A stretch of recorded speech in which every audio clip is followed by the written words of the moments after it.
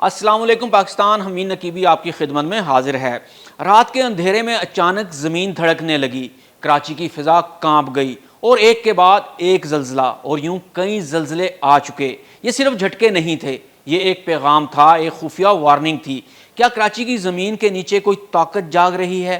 क्या आप जानते हैं कि कराची के नीचे ज़मीन सांस ले रही है, दबाव बढ़ रहा है, फॉल्ट लाइन्स जाग रही हैं और ज़ेरे ज़मीन ऐसी तब्दीलियां हो रही हैं जो शहर की बुनियादें हिला सकती हैं। तो सवाल ये है, क्या कराची एक बड़े ज़लज़ले के दहाने पर है? तो ये वीडियो आखिर तक ज़रूर देखें, क्योंकि हम आपको बताने वाले हैं वो सब कुछ जो आप जानना चाहते हैं कि कराची में मुसलसल इतने ज़्यादा ज़लज़ले क्यों आए, इसकी असल और छुपी हुई वजूहात क्या हैं। क्या ये छोटे ज़लज़ले किसी बड़े ज़लज़ले से पहले की वार्निंग है? माहिरीन क्या कह रहे हैं?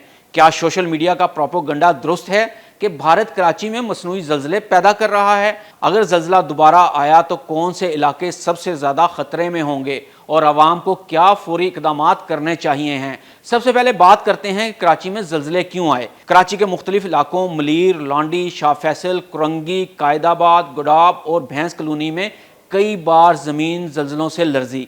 ज़लज़ला की शिद्दत 3.6 से 3.2 तक रिकॉर्ड की गई। ज़लज़ले की गहराई 10 से 12 किलोमीटर थी, यानी ज़लज़ले की जड़ें सतह ज़मीन के बिल्कुल करीब थीं।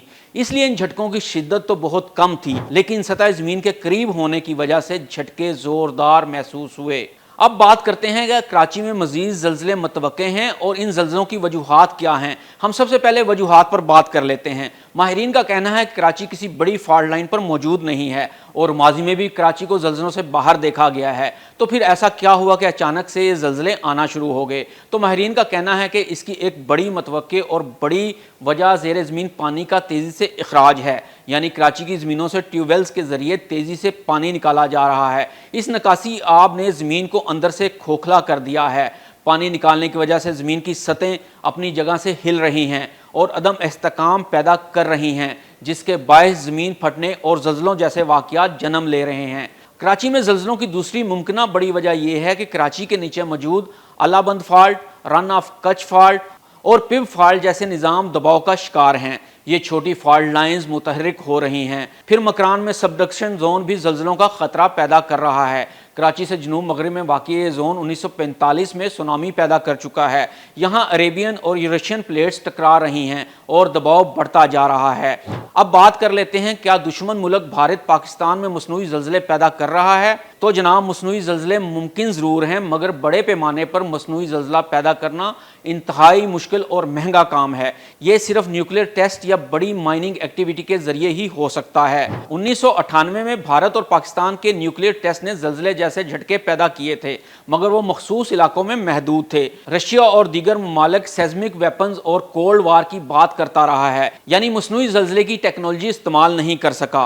कोई मुल्क साबितशुदा तौर पर सेस्मिक वेपन इस्तेमाल नहीं कर सका। अगर भारत ऐसा कर रहा होता तो आलमी सेस्मिक नेटवर्क फ़ौरन इसकी निशानदही कर लेता, क्योंकि दुनिया भर के ज़लज़ला मराकज़ ऐसे झटकों की नोयत शनाख्त कर सकते हैं कि वो कुदरती हैं या मसनूई।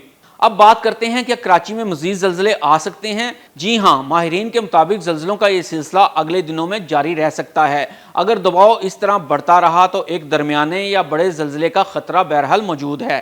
ख़ास तौर पर पुरानी या नाक़िस तामीर शुदा इमारतें मुतासर हो सकती हैं। ज़लज़ले के वक्त क्या एहतियाती तदाबीर इख्तियार करनी चाहिए हैं? खुले मैदान में निकलें, दीवारों, खिड़कियों और पिलर से दूर रहें। अब बात करते हैं कि ज़लज़ले के बाद क्या करना है। इमारतों के ढांचे का मुआयना करवाएं, अफवाहों से बचें, सिर्फ मुस्तनद ज़राए से मालूमात हासिल करें। ज़लज़ला एमरजेंसी किट तैयार रखें, पानी, टार्च, रेडियो, मेडिकल सप्लाईज वगैरह। कराची एक ऐसा शहर है जो हमेशा आजमाइशों से गुजरा है, मगर कुदरत के इशारे नज़रअंदाज करना ख़तरनाक हो सकता है। ये ज़लज़ले एक वार्निंग हैं, एक मौका कि हम अपनी तैयारी मुकम्मल कर लें, अपनी ज़मीन को संभालें और आने वाले मुमकिन ख़तरे का डटकर सामना करें। अगर आप कराची में हैं, ये वीडियो ज़रूर दूसरों के साथ शेयर करें, क्योंकि इल्म से बड़ा हथियार कोई नहीं। हमीद नकीबी को इजाज़त दीजिए। अल्लाह हाफिज़।